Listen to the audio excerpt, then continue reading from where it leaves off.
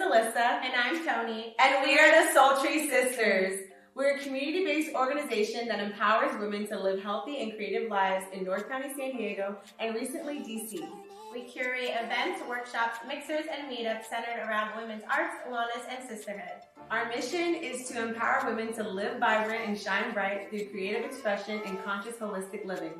Our vision is to create a safe space that provides women the arts and wellness resources that are affordable and accessible. So far, we've partnered with Dancing So Boutique, Village Rock Shop, Carlsbad Village Yoga Co-op, and nonprofit organization Leap to Success. To find out more information about us and to sign up for our future events, visit sultrysisters.com. You can also find us on social media on Instagram, Facebook, Twitter, and YouTube at Sultry Sisters.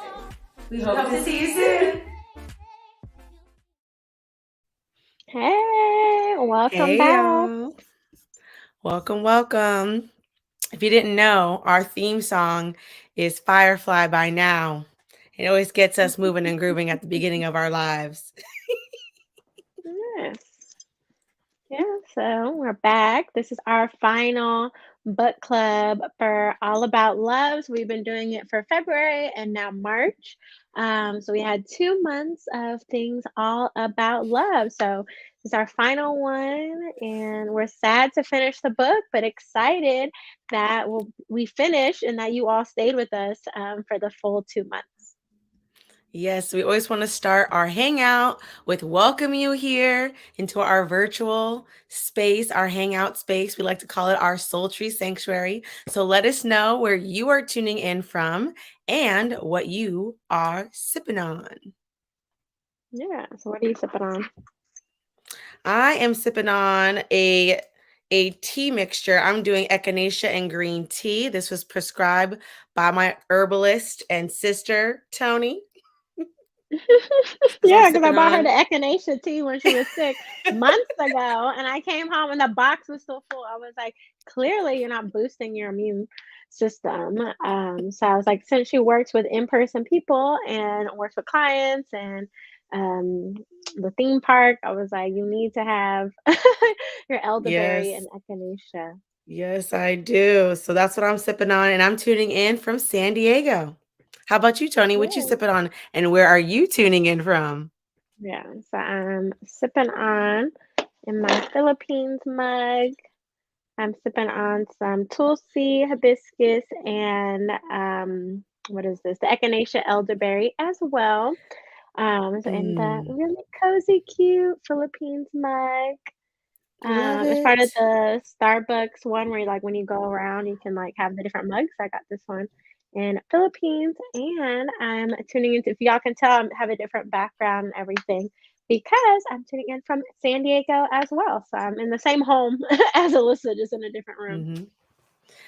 I love it. I love that she's here. I just had a birthday on Monday. Your girl had a birthday to start spring, the spring equinox. She is the spring baby, Aries baby. So shout out all to all you Aries out there, all you birthday peeps. It was great. Tony's came in for my birthday and some other things, but I really enjoyed that Tony was able to spend my birthday this year here. We went thrifting this weekend, and we also went and checked out this wildflower trail in East San Diego. So it was a great way to pre-celebrate my birthday. It will continue for the entire season. Yeah, so it's called, what was it? It was in Hemet, California. Diamond Lake. Diamond Valley Lake Trail. So they have the California poppies, and they had so many other flowers, and they gave us a little booklet that you can identify, like maybe 20 flowers, I think, that they gave us to identify. And we saw almost all of them. So that was really exciting. So we did some walking. It was like 2-mile trail. We went with Sultry Mama, so that was really nice. So Kyle says, happy birthday week. Thank you so much. Yeah, so I'm the beginning of Pisces, and Alyssa's like the end of Pisces and then beginning of Aries season. So yes, happy spring equinox. We're welcoming all the new energy. Nia's also saying happy birthday. Oh, I love the love. Thank you. I receive. Nia's also an Aries, so you have Oh, yes. you have a Yes. fellow Arian. Aries fam. And then Nia's tuning in from Tacoma Park, Maryland, sipping on herbal tea blend my friend made. Yummy. That sounds really, really nice. And then Kyle, Dr. Moore, is tuning in from Wheaton, Maryland, and drinking Lady Grey tea. Mhm. Ooh, that sounds lovely. Ooh, okay, nice. That sounds amazing. So if you're just tuning in, y'all, we are celebrating the end of our book club series, reading all about love. If you want to learn more about what we're going to be reading next or join our next book club series, make sure to go to sultrysisters.com/book club. If you're just new to finding out about Sultry Sisters, check out our website and follow us on social media. We update a lot on our Instagram about our walks and all the soul care practices we are doing. So we hope to see you on all the socials. Yes, and of course, subscribe to our YouTube at Sultry Sisters. We have now over 100 YouTube subscribers, which is really awesome. So let your friends know. Subscribe to us if you aren't already, because then you will get an alert when we go live, so you won't miss out. And you'll be up to date on everything that's going on in the YouTube community. Yes. So as we start to warm up and get into our community discussion, we want to ask some reflection questions. So we hope you all had a wonderful week. But we want to shout out to you all and ask, what has your love practice looked like this week? That's how we like to ground the beginning of our discussion, with asking y'all a reflection question. Yeah, and of course, since February and now March, our theme has been the art of loving. And so, with the book club, we've been exploring what love means to us, how that shows up. And then, if you came to our Soul Flow classes over the last 2 months, too, we have the intention of the art of loving as well. Mhm. So, yeah, comment below. Even if you're watching the replay, you can comment, what has your love practice looked like this week? Yes. So, my love practice this week. Before I came to San Diego, I was doing a lot of walks. So when I was in DC, I was walking, and then you started to see the cherry blossoms blooming around and different flowers blooming in the city. So that was really nice and lovely. And it was getting warmer there. So coming here, it was rainy. It's been really rainy and cold. So I haven't been walking besides that Diamond Lake Valley Trail. I Mhm. guess getting more sleep is part of my love practice, because my life has just been very on go and back to back, working very long days. So yeah, I guess getting sleep when I can. I love that. Rest is resistance. Getting that sleep when you can is perfect. Creating that space. For me, my love practice this week has looked like really getting into my Pilates practice. So, outside of celebrating the art of loving, March Madness is celebrated in the month of March. And for Pilates folks, that's a monthly challenge where we revisit the original Pilates sequence. And so I've been really loving my body. I've been really getting connected and integrating my mind and body together through this movement practice. So if you're curious and you're like, what is she talking about? You can join me this Sunday, March 26th at 9:00 a.m. PST for a mat Pilates practice. We'll be closing out the month with some Pilates. So make sure to go to our website to check that out and sign up. I look forward to sharing with y'all some of the discoveries I've had throughout the month so we can mindfully move together. Nice. And Kyle shares, this week it's been reading as his love practice. Bought, started, and finished a few books on folks' Mm. recommendations list, feeding the imagination. Oh, I love that. If you can comment below what books you were reading, Kyle.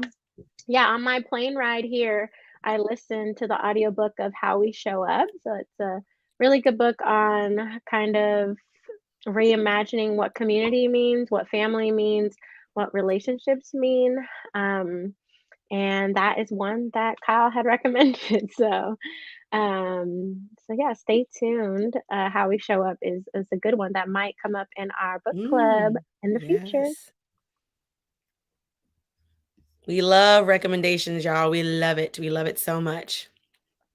And another reflection question we've had over the last 2 months with our theme of art of loving is, how are you cultivating a legacy of love, right? Especially as we're finishing out our book club on All About Love, we wanted to check in with you all since we asked this in February. If there's anything that has changed for you all now when you think about a legacy of love. Mm. Yeah, my answer has to do with the last two chapters. So I don't know if I should answer now or should I wait till later. We can give a little hint. Okay. So for me, like as I was been reflecting this whole month on like how am I, cultivating a legacy of love. And for me, that's an acts of service, like love in action, like showing up for others. Um, how am I cultivating a legacy of love is building community around healing and art. And that's literally what Sultry Sisters does. So that's how I'm reflecting on like cultivating a legacy is is through connecting with others, helping others, while at the same time serving myself. The same type of love and support. Nice. Yeah, I think for me, when I think about a legacy of love, is like loving myself in the even more in the times when it's tough.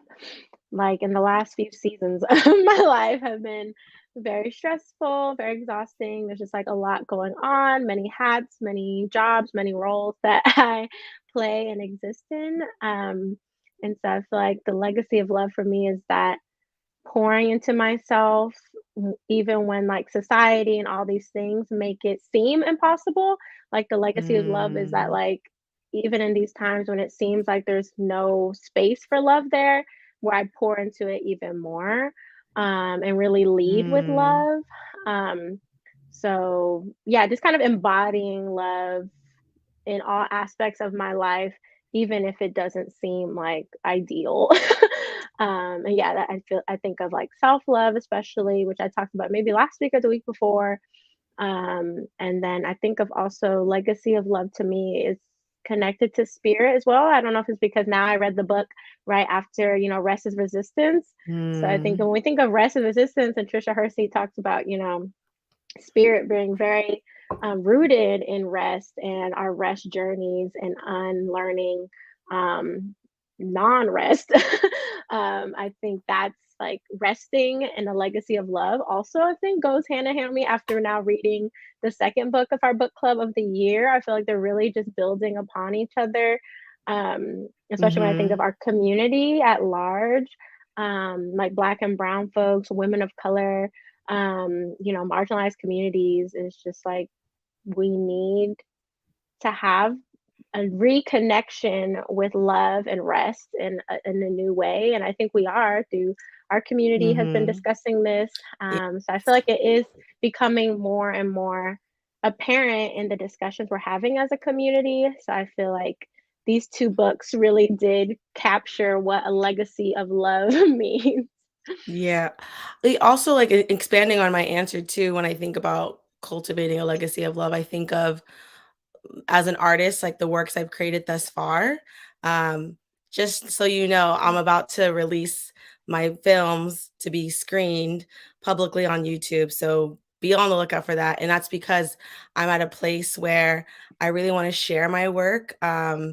And I want to share my work and my films as a portal to reflect. And some of the subjects that I've created films on have to do with love. As I've read this book, I'm like, oh wow, like it's shown up in my work in different ways. And so that's how I hope to, cultivate a legacy of love is as an artist, creating portals for us to access that, creative portals Mhm. like what we do here in our book club, like reading is a portal, and bell hooks talks about that too in the last coming chapters that we're going to talk about. And so as artists like Tony and I think a way for us to leave legacies as artists is to create those portals and share them abundantly, and that's why I'm choosing to share them at this moment, Yeah, I to love practice that. abundance without fear, Mhm. letting go of the fear of Mhm. holding on to. Mhm.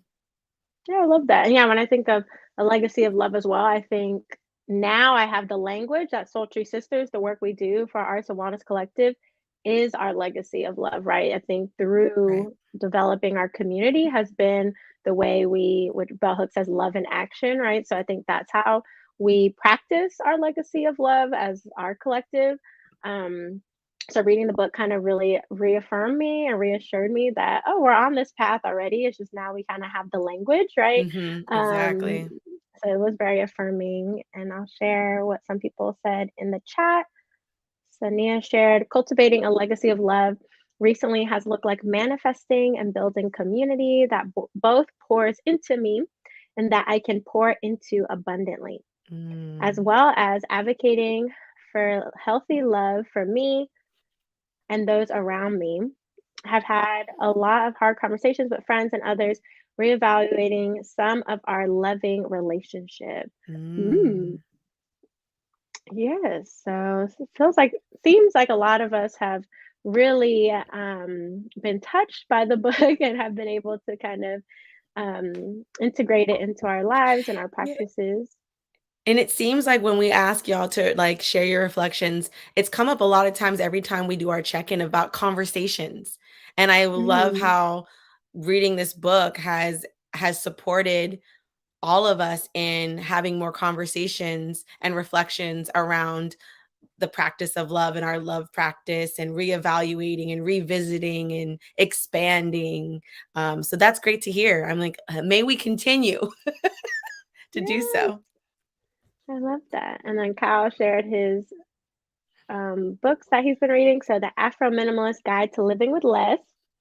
Yes. The Underground Railroad and Sapiens, A Brief History of Humankind. I've heard of Sapiens. I feel like I always see the book cover places, but I've never read it. So keep us updated on all those books. So to ground us in our next chapters, we want to share the definition of love that is shared in the book by Erich Fromm. Love is the will to extend oneself for the purpose of nurturing one's own and another's spiritual growth. Yeah, so that has carried us through the whole book club.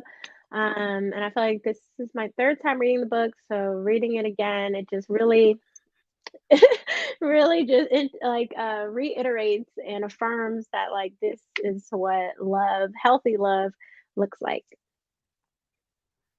I mean, this definition also links to the last reflection question that we ask is, how are you cultivating a legacy of love? Because when I think of legacy, I feel like the extension of ourselves and the nurturing. So that's kind of cool to see how we are able to use the definition, the language created or shared in the book, and offer these reflection points for us to grow and expand. Yeah, so the first chapter we're discussing today, so the second to last, is chapter 12.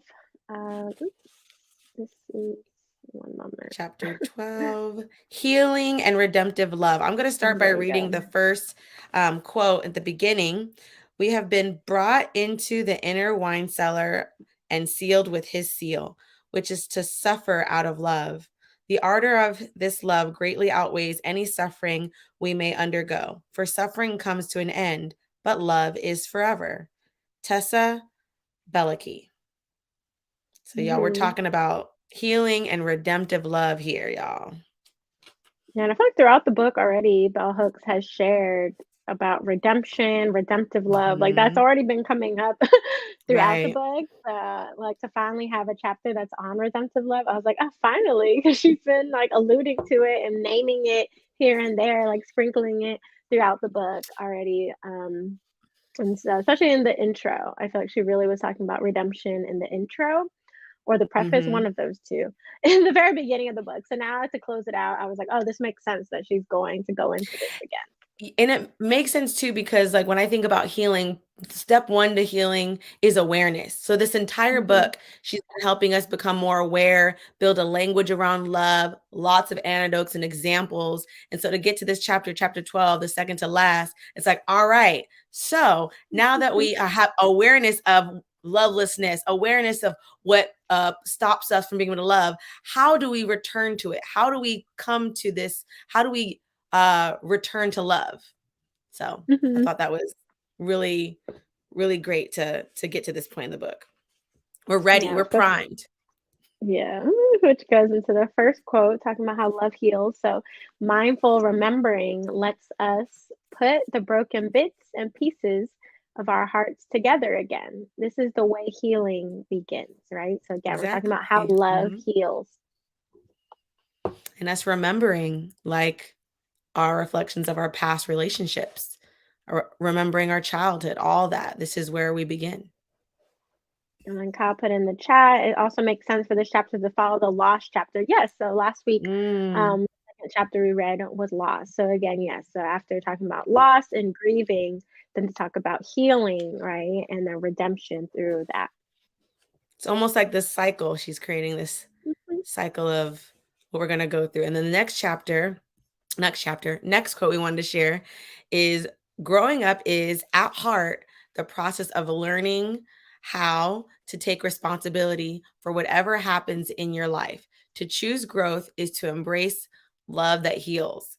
So, I mean, at first I wanted to be like, to choose growth is to embrace the love that heals, which is great, but giving it that context of growth, because we talk about like extending oneself, and part of extending oneself is growth, and part of, now I'm seeing in this quote, of growth is taking responsibility and ownership of what has happened to us. And I'm like, ooh, that's deep. Take responsibility.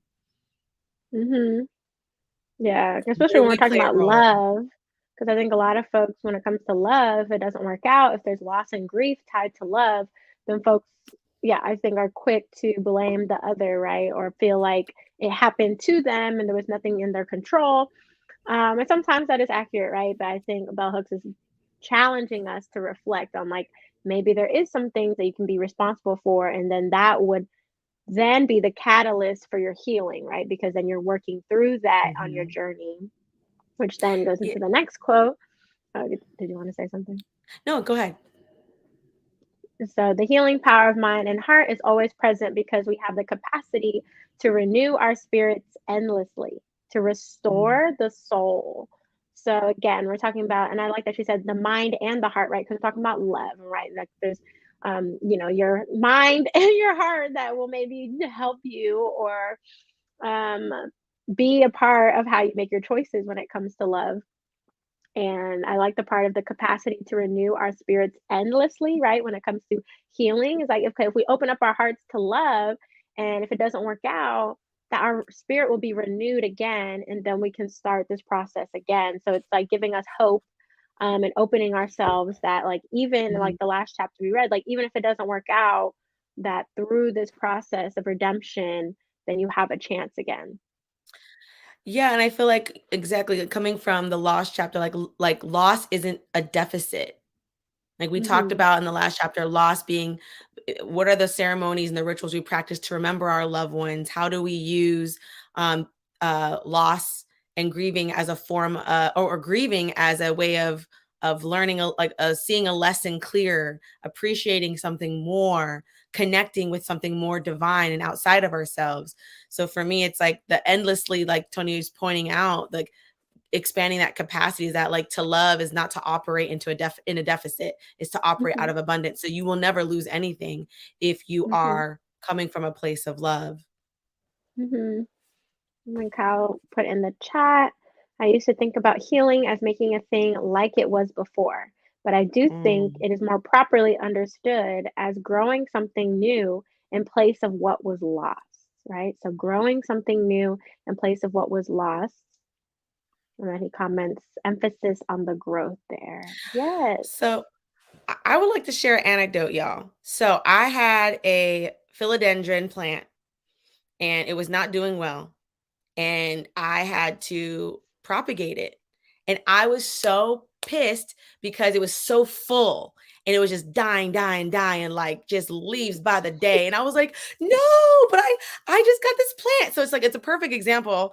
And I was like, you know what I can do? I can just, there is like 3 good leaves. There's one little like stem, like little part. And so I put that in my Afrofuturist pot. That Tony got me. I put it in there, gave it new soil, watered it, and now it's more full. You know, but it's like, that's that growth. Like, in order for it to grow, I had to let go. I had to let it go and focus on what I had right in front of me, which was this little, and now it has these little growth parts. Now it's full again. You would never know it had almost died. It had almost lost Yeah. all its life, but I salvaged it. Salvation, right? That redemptive love. That. So that's an example of, I can just share of how, yeah, growth doesn't always mean it goes back. Mm-hmm. Sometimes it becomes something better Mm-hmm. or something different. Yeah, it's just just a new iteration of a thing, right? It doesn't have to be what it was. I think that's also in the book we talk about like evolution, right? Like how last week we talked about how love helps us like evolve and Mm-hmm. change, and like in order to fully love, we have to be open to the possibility of changing and evolving and Mm-hmm. growing. Right. So I think again, she's just emphasizing that the growth is what's important in healing. And I appreciate too in this chapter how, we reflect a lot on our childhood. We reflect a lot. Bell Hooks reflects a lot on family dynamic. And so there's a portion of the chapter that talks about functional versus dysfunctional families. But I also wanted to share like its relationship. So whether or not you have a reflection of a functional or dysfunctional family, we can just generalize it and say relationships. And one of the quotes that I felt was important to share is, the presence of pain is not an indicator of dysfunction.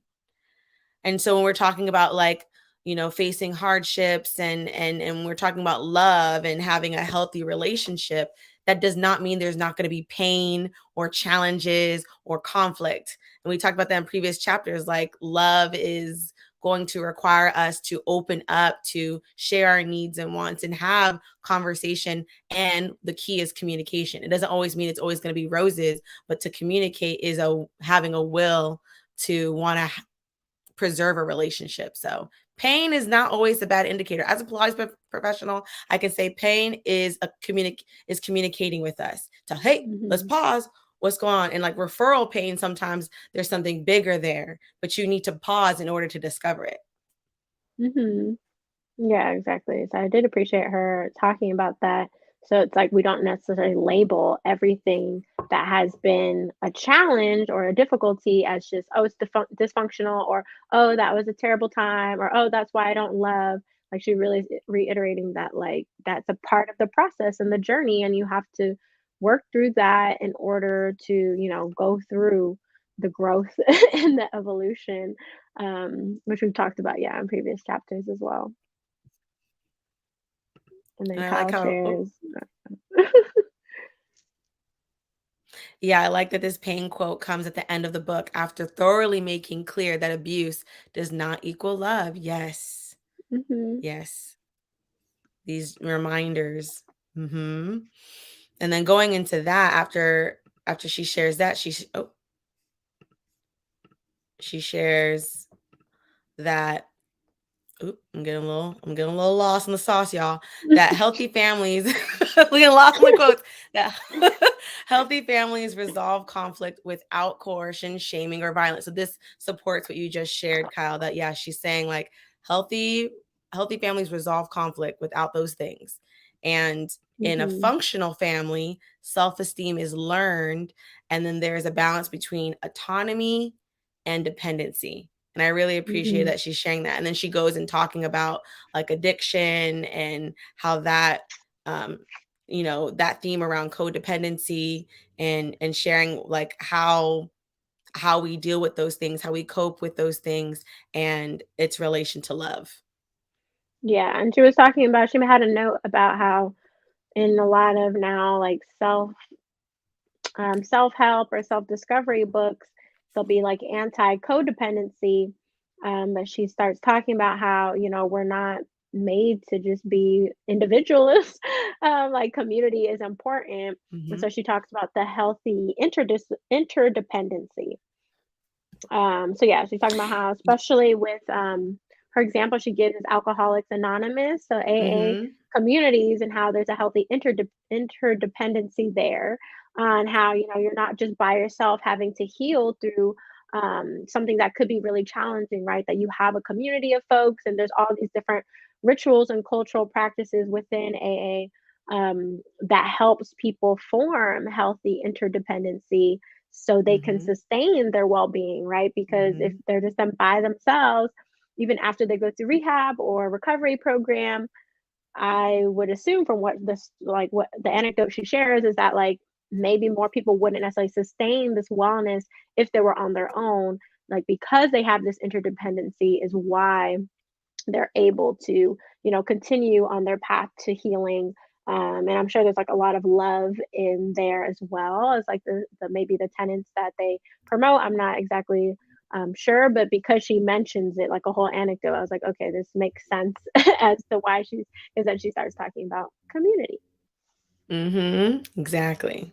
And I think also too, like how service, part of the group of community care and service, how that is a cycle to keep you in a healthy place and to prioritize your well-being. Like one, receiving the support, and then once you receive the support on the other side of it, you then help someone else. So that cycle, I Mhm. think, is what helps people to maintain their sobriety. And I think that is the dynamic in which she's pointing out is helpful and why like Mhm. groups like AA are successful in helping people heal.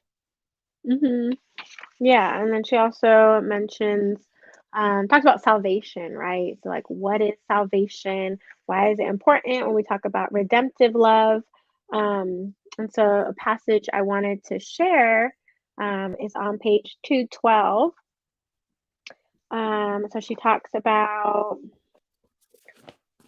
in the church of her girlhood, we were always told no one could give an individual salvation, that we had to choose it for ourselves. We had to Mm, want to be saved.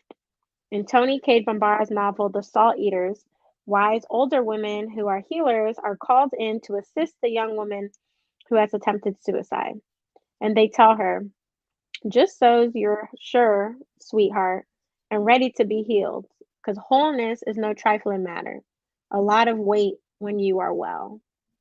So I feel like that passage really kind of grounds us, and especially when we talk about salvation and we just talked about, how AA, how that interdependency is important, right? It's like, do you really want to be well?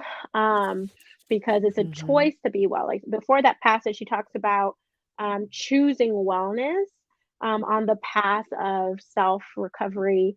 Um, and I thought it was important when she talked about choose wellness, right? Because I feel like nowadays we think of health and well being as mhm, things that are like natural occurrences or our rights and stuff, which is important. But I do think maybe health and wellness, she's kind of thinking as different things, right? As maybe health is like, yeah, you should have the right to like be able to have a healthy life. And then she's thinking about wellness as like a choice to redemption, to salvation. So I thought that was really interesting. And the quote I wanted to share is on page 213. So, the act of opening the heart enables us to receive healing offered us by those who care. Right? So, we're talking about mhm. salvation. It's like not alone, right? She's talking about salvation is something that you choose, but then by choosing to be saved, then you open your heart and then it'll allow you to receive this love that we've been talking about for the whole book. Yes. I also love when she says the making the primal choice to be saved does not mean we do not need support and help with the Hmm. problems and difficulties. It is simply the gesture of taking responsibility for well-being. Everything that you just said. Hmm. And I can relate to that personally. Like, sometimes it's hard. It feels super heavy when you're trying to be well, when you're trying to deal and face things head on. It sometimes feels heavy. So when we, you know, say that we want healing, we want help, it will show up. And it has in my experience. Like, Hmm. so yeah, I love that she's bringing that up. Yeah, and I think also with the quote from the Salt Eaters talking about there's a lot of weight when you are well, I think that speaks to when we talk about what do you sneeze? Sorry. That speaks to when we talk about pain or challenges or difficulties, right? That salvation doesn't mean there's going to be It's no gone. pain or challenge to get there. It's like there's a lot of weight that comes to being well, right? It is a process, it is a journey. That's what she talks about, like the practice of love, right? It's not just you check off these things on a box and then all of a sudden you'll be saved and loved for the rest of your life. um So yeah, I appreciate her adding that as well.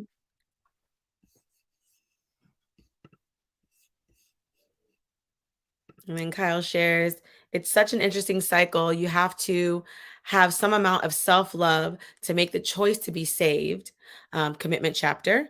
But it's difficult to achieve that if you don't have a loving environment. Yes. Mhm. How environment does play a role in and that's why when we talk about wellness, like access, like your environment, Mhm. sometimes it's hard to achieve, these things if we're not in that environment. Mhm.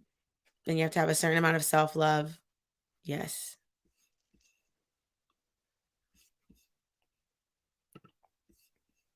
And that brings us to our next point of communion in love. And the first quote we wanted to share is, life without communion in love with others would be less fulfilling no matter the extent of one's self-love. Like that's exactly what Mhm. Kyle was alluding to. And this is a quote that we've shared before going through our book club series. We've shared this to root ourselves in like why we do what we do as Sultry Sisters, why we decide to mindfully move together, to read books together, to discuss together. It's because it's not as fulfilling when it's just with ourselves. That's like why we Mhm. talk about sisterhood, community, all that. Mhm. Yeah, so this is the quote that we specifically share. So rarely, if ever, are any of us healed in isolation. Healing is an Mm-hmm. act of communion, right? So again, Mm-hmm. when we think Just about healing, redemptive love, it doesn't exist in a vacuum. That it's, the definition from Fromm, right, is nurturing oneself or another spiritual growth, right? So there is that interconnectedness, that community, for our paths to love. So again, I feel like she's really just reiterating and emphasizing that we have to have community. And again, like Bell Hooks being a Black feminist, and a woman is like wanting to really emphasize that you can't do this alone is really unique to Black women, yeah, in the context of when it comes exactly. to feminism and Mm-hmm. womanism. Whereas, like, I think other ideologies are a little bit different in that. But again, just rooting in like her background, that's kind of why. Mhm. It makes me think of the saying like I can do bad all by myself, or we could do good with each other. Like let's extend that quote. Like, yeah, you could do bad all by yourself, but wouldn't it be great to do good with each other? Speaking Mhm. of, mindsets, we're gonna go into the next idea we want to highlight or sentiment that are shared which is cynicism versus hope. So when we talk about like healing, like what is our mindset towards healing, towards redemptive love, towards a returning to love? And these are some quotes we wanted to share. And the first one is, being positive, living in a permanent state of hopefulness renews the spirit. So like just being positive, thinking of the best things, having that mindset. And it seems like a simple quote, but it's true. Like in order to open ourselves up to love, we have to believe in it, right? We have to think Mhm. it exists, it is there, it is abundant, it is not scarce, it is not hidden underneath a rock. It's right in front of me. I just got to keep changing the prescription until it's just right. But I got all the Mhm. glasses, And then Or I think and that then the makes me next think of like okay. Peter Pan when you have to Mm. believe for it to work, To right? fly. You Yeah. can fly, you can fly. So it's like with love, right? If you don't believe, then how is it going to like come into your life? How can you receive a thing that you don't even believe exists? Um, so I think that's also what she's Mm. talking about is like if you want this, if you're yearning for love, if you're searching for love, you have to believe in it. So I think that is so important, too, when we think about our journey, especially after loss and grief, and when we're healing, is that we do. Mhm. If you open up your hearts, then it will come to you because you're then, calling this thing into your life. Yeah, and I could also think of like visualization, when we're visualizing, when we're affirming ourselves, like all those things play a role in us being able to call in love. And then the next quote is, cynicism is the greatest barrier to love. So there's hope. Like if you have that positive mindset, that abundance, you're attracting what you like to receive. And cynicism is like the block. It blocks that Mhm. energy. So just to know, like, the language, like how we speak to ourselves. We talk about like, you know, our inner narratives, negative self-talk. So if we believe like I'll never find anyone, all these things, like that's gonna block. That's a barrier. So that negative self-talk, like this is a quote for me, like, girl, if you keep telling yourself you're gonna be perpetually single for the rest of your life and you're fine with it, then you're fine with it. Like, are you? So Bell Hooks at the end of the book saying like, you know, she seeks love. She looks out to it no matter what. Like people, when she started researching for this book, it was a lot of like cynicism, or like when she says, I want to find someone, everyone's like, you're fine, girl. You look at you. She's like, but that's not what I want. I want love. I want to think about, visualize me with a person. I would like that partnership, whatever. So we think it, like, I appreciate her also rounding out this book with saying like, you know, you have a choice. You have a choice. There's a will to love, just like there's a will to power. So you either want it or you don't. Exactly. And then the next thing that I wanted to share is love redeems, right? Which is the whole chapter. But the quote I wanted to share is the healing power of redemptive love lures us and calls us toward the possibility of healing, right? So again, if we do find ourselves in love and practicing love and on a love path, then also she's saying that will lure us to healing, right? So I think I have heard people who are just like, you know, like maybe they weren't yearning specifically for a person to come into their life, and then that person came, and then all this healing came as well. Whereas more so like, I guess people saying like they glowed up, or then this person just like illuminated so many things in their life, or they just had so much positive impacts and they just can't imagine if they haven't met this person, then the XYZ thing wouldn't have happened. And so I feel like that's what this quote is kind of speaking to, is that when you have this healing power of this redemptive love, then all these other things will then come afterwards, right? It's not like, I don't know. Yeah. Yes, no, I totally agree. And I want to share what Kyle shares in the chat is people who can create loving environments for people and just love on people for no reason are really essential to breaking these cycles. I think that's what helps us redeem that love, right? Getting that example, being able to receive it. And she talks in these chapters about, you know, having people out, maybe if you had a dysfunctional family, maybe you had people outside of your inner circle family that allowed you to have hope for love because you received it somewhere else. So yes, that's why communion is so important, being out of not trying to heal in isolation, because sometimes those narratives in our head can like spiral us. But if we open ourselves up to others and in other encounters, we might be reminded of love. Even walking in nature, like you can see love all around us. If we're able to expand what love looks like, what can it feel like, how we can receive it, that's when love can redeem, because like it's everywhere. Let me redeem it here. You know, we think of redeeming a coupon. You're like, gotta here, gotta catch them all. Like, it's really a mindset. I really feel like these last chapters gave me hope, because it's like, if you're not there yet with the person, where else can you find it? Look around. Hamilton, anyone? How thrilling it is to be alive, right? Okay, never mind. Sorry, Tanya, I'm going off. I'm just saying, like, love redeems in so many ways, through art, through nature, just nice people on the street saying hello. And to close out this chapter, I want to share, to return to love, to know perfect love, we surrender the will to power. Surrender the will to power, not needing to be like so controlling.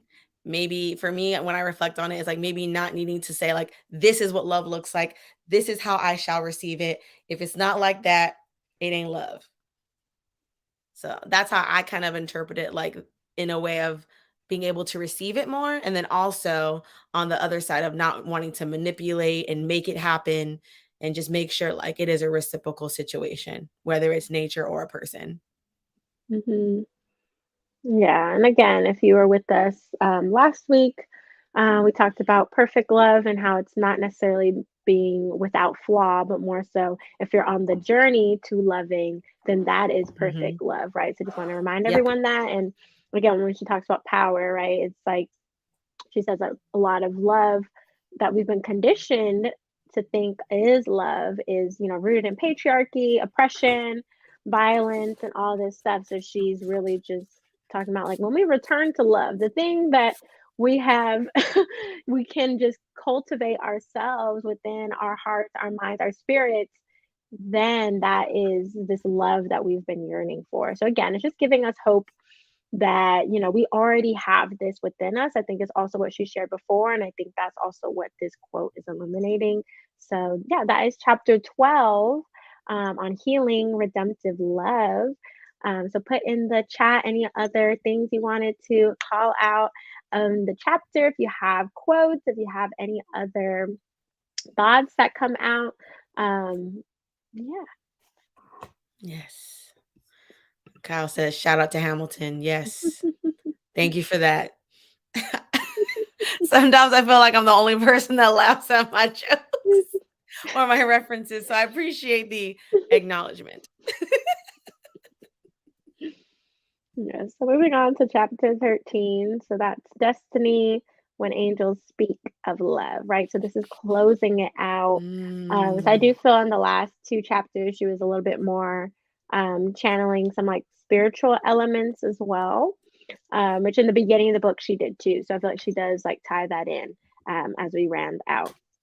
So she begins at this chapter really talking about angels, what they are, how they show up, what kind of the symbolism and the, I guess, like mythology and stuff about angels. And so the first quote I wanted to share is as guardians of the soul's well being, they care for us and with us. Our turning toward angelic is evocative of our yearning to embrace spiritual growth. It reveals our collective desire to return to love. And I do feel like the example she was giving of like seeing all these angels and these angel imagery everywhere, I was like, oh yeah, like angels are actually very apparent in the collective as an image that gives people hope, right? Yes. And I wanted to share with y'all. Speaking of angels, like I am definitely a person that like had an angel, had someone looking over me. And I want to share with you a picture, a photo that I got at a garage sale as a child. We've been going thrifting since we were little, y'all. And so I got this little, I just saw this. I saw this. I was like, oh, I want it. And it had like a thing called, it said E-Lol. I don't even know who E-Lol is, but I named this angel Elizabeth, because that's the name of one of my aunties on my mom's side that I was unable to meet, but I spoke with her on the phone before she passed. And so that is a person that I feel like I've had connection to, even though I didn't really. And so like, I wanted to share, like, yeah, I definitely had like an angel, and I literally put her on my wall. Still have her to this day since I'm a little girl. And whenever I had hard times, I'd be like, Elizabeth, it's me and you. It's me and you, girl. So it's like when you the imaginary friend or angel or some type of token. I was one of those people that like an angel did give me like this feeling of I'm not alone, that communion, that someone to accept me fully who I am. Like in the chapters, they talk about like confessions and being able to like just be, no judgment. And I definitely felt like that with my angel friend, Elizabeth. Nice. It Yeah. So worked. It for got me me, here, y'all. so for me, the imagery wasn't necessarily like angel specific, like a human angel, I guess. For me, I guess it's like the wings. So it's like to me, butterflies are my images of angels. Mm, So my angels speak to me through butterflies whenever I'm out and about and see butterflies, whether that be like live butterflies flying around or like an imagery of mm, a butterfly. That's my angel speaking to me. So I do feel like mm. maybe that wing type of imagery is kind of what also spoke to me since I was younger. Yeah. And different types of butterflies, different colors are different Mm. angels of mine speaking to me. So I have Ooh. some that are like yellow, some are white, some are different ones. I And so yeah. I love that. Let us know in the chat, like, after reflecting on this chapter, if there was an angelic symbol of some form that it's that's in your life. We would love to learn more. I think it's an interesting thing like this, that when we talk about spirituality and love and like the yearning to connect, right? The yearning to connect to something outside of ourselves and how we embody that outside of a person, outside of a being. We talk a lot about the spirit being able to replenish us and renew us. So yeah, it's just really interesting how us as children, how that may have manifested and what has carried throughout our adulthood. I think that through line. So Tony, you're sharing like the butterfly, like ever since you're younger, and how you still like have had it as a symbol. Yeah, I definitely think that we all have like a through line, something that has carried us from childhood to adulthood, these little tokens of hope, these tokens of like, you are not alone, you are loved, like keep going, this forward motion, like cycles, maybe seasons can be that too. Nature. Which goes into the next quote. So again, on angels, so messengers of the divine.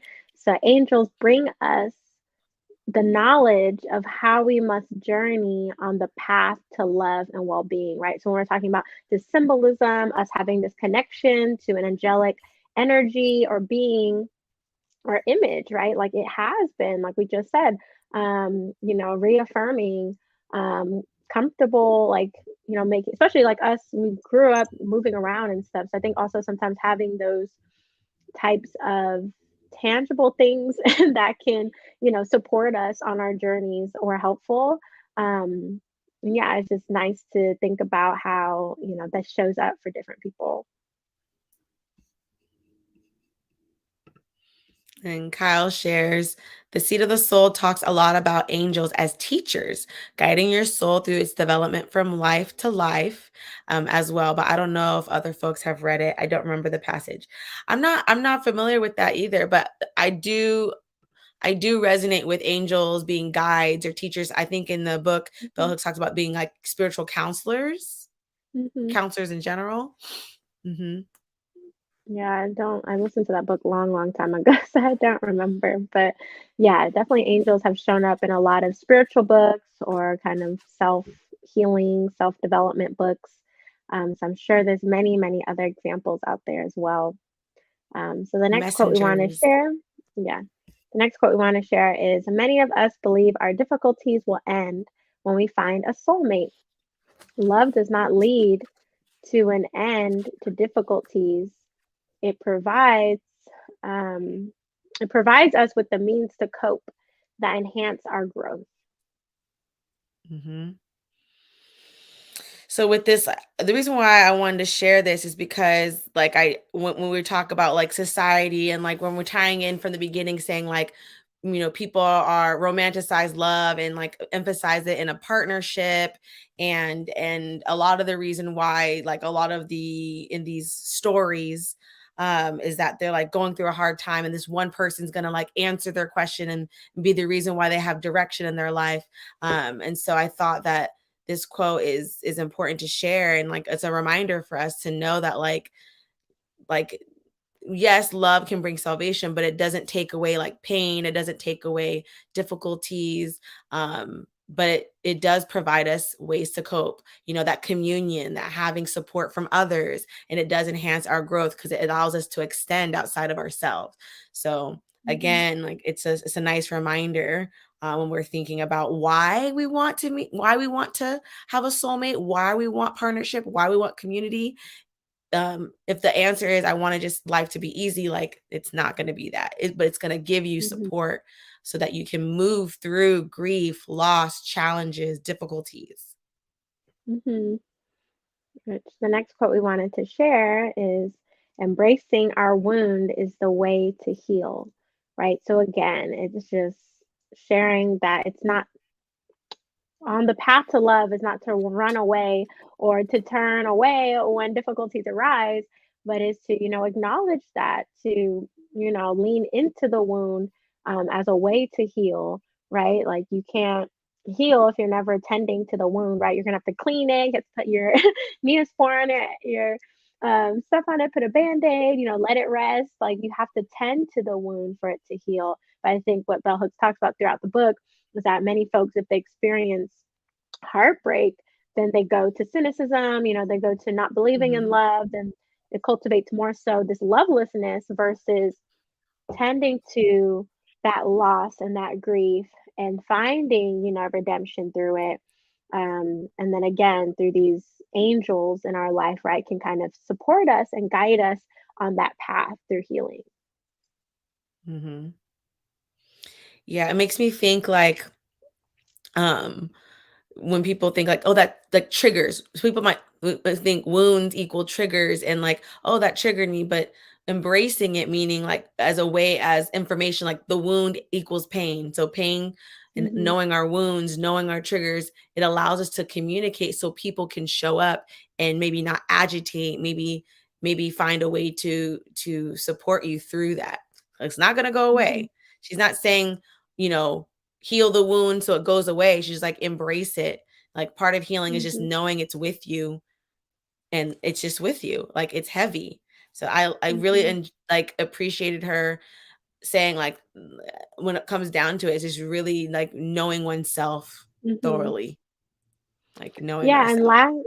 last week we had a quote. I don't remember the exact quote now, but it was about like when you experience loss and you're grieving and mourning, that now that you lost that person, it doesn't mean that they're no longer there. It's that they're actually with you through everything now, through spirit, Hmm. right? So I think that's also what you kind of are talking about, right? It's like that wound is still there, but it's just with you in a different way because it transforms through this practice of love.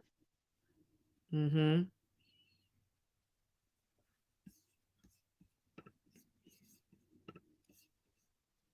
And then Kyle shares.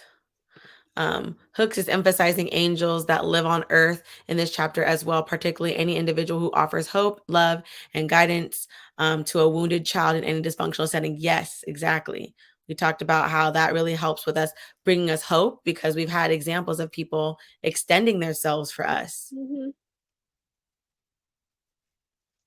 Yeah, and so the next thing Kyle shares is, as she mentioned, Rilke's or Rilke's writing influence on her life. I like to think that she hoped her writing would transform others' sense of self, as Rilke Mm. did for her. She wanted to be Mm. someone's angel. Yes. Mm, yes. Mm-hmm. Definitely. I can definitely see that because she was talking about the different books and the writers that really helped her through. So definitely, I think that was her full circle moment. Someone did it for me, Mm-hmm. and now I'm doing it for someone else. Just like when we talked about AA, like, if you once you get helped, you help another. Mhm. Yeah, and Hooks is one of the folks whose writing has been pivotal on my journey. And even though she's transitioned now to an ancestor, Mm, I do she think is an that angel. her legacy of love, lives on through her writing and her work and everything that she's done for the community. So I think that's amazing, which goes into the last theme of this chapter we wanted to highlight, which is love, our true destiny. So I think also talking about love as our destiny is very, I think, like a power empowering and uplifting to think about it. And so the first quote I wanted to share was, understanding all the ways fear stands in the way of our knowing love challenges us. Love helps us Mm, face betrayal without losing heart. Again, right? We're talking about there are going to be challenges, there are going to be barriers, but this love helps us continue on this path. And then to tie it all in, the last quote we wanted to share is that when angels speak of love, they tell us it is only by loving that we enter an earthly paradise.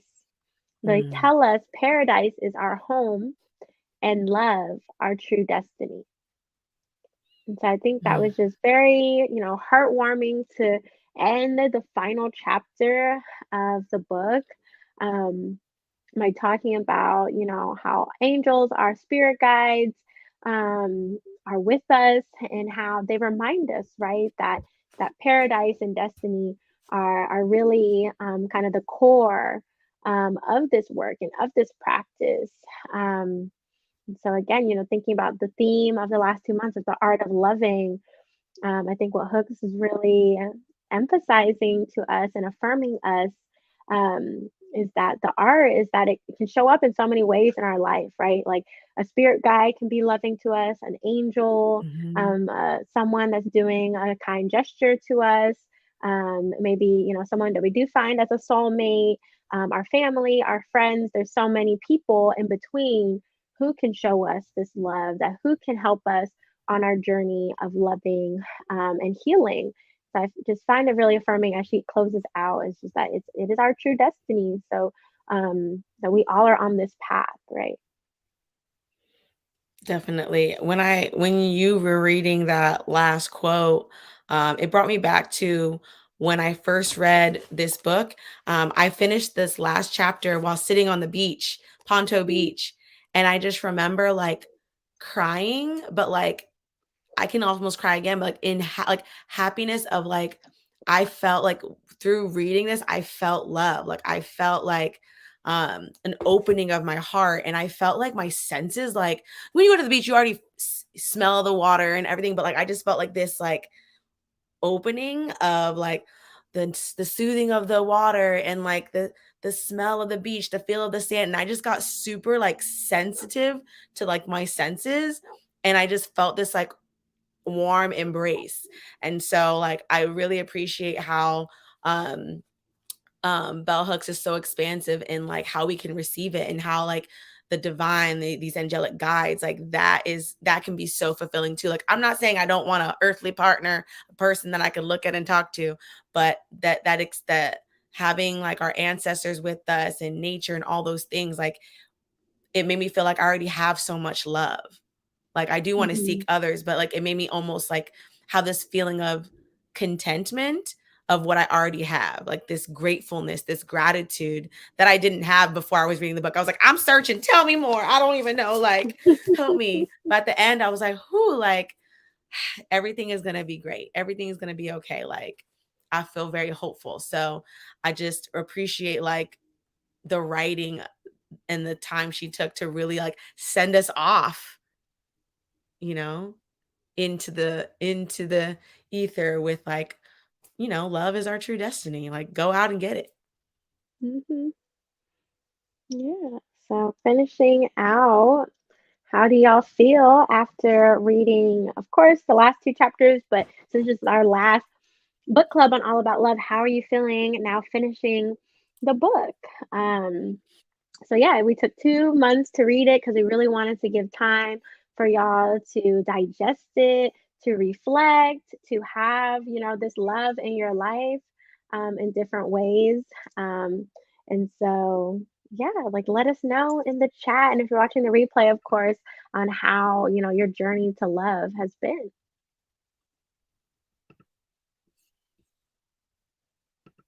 And yes, thank you for responding, Kyle. A true spiritual experience, letting love into your consciousness from the earth will do that. Mama Gaia, Mother Nature. Yes. And then Kyle shares, definitely grateful for having read the book. Glad to be introduced to Hook's writing in this way for sure. Mm, Yeah. And so like I mentioned at the beginning when I talked about this book, that's why I read it like multiple times because I mhm, feel like it's just a great reminder of this journey that we're on. And it's a book that I invite you all to reread at different times in your journey. It's a book that I kind of have as like a prerequisite for those in my life that are on the journey to love with me. I'm like, okay, you want to be on this path? How about we read All About Love together? So also have your own personal book clubs. Yes. um, but yeah, I think this book definitely has helped me reflect on specifically that legacy of love, right? Like, how am Mhm, I showing up in my life to create this legacy that will, live through me and beyond me, right? mm, And then mhm, how am I embodying that now? I think that's especially as we end out mhm. the book and close out the book, it's really just like, how am I embodying this love practice, this love ethic, this art of loving? Yes, it's just been very affirming, of Mhm. course. I love, love, love the book. Yes, and also too, like this is a love trilogy, y'all. So if you're like, I love All About Love, I want more of Bell Hooks's words. the trilogy is, the next book is Communion, The Female Search for Love, and then the following is Salvation, Black People in Love. So if you can't get enough, definitely consider going through the trilogy. If you want us to continue and go through the trilogy, let us know in the chat. We love to hear your input. Yeah, I have Communion now. I got it earlier this year. I haven't like truly read it yet. I just was kind of flipped through, but yeah, anyone has read it, let us know. And then Salvation is definitely on my list as well because everything Black love is something that I support. Yes. So yeah. So next month we'll be celebrating soul sustainability. So our theme for April will be soul sustainability. And with that said, we'll also be reading a book around soul sustainability. Yes, we'll be reading the Afro Minimalist Guide to Living with Oh, I don't Less have it here. by Christine Platt. And I wanted before, and this is why it's so divinely the best book after All About Love. Let me tell you why. By Bell Hooks. I'm gonna share a quote from Healing Redemptive Love. She goes, living simply is a crucial part of healing.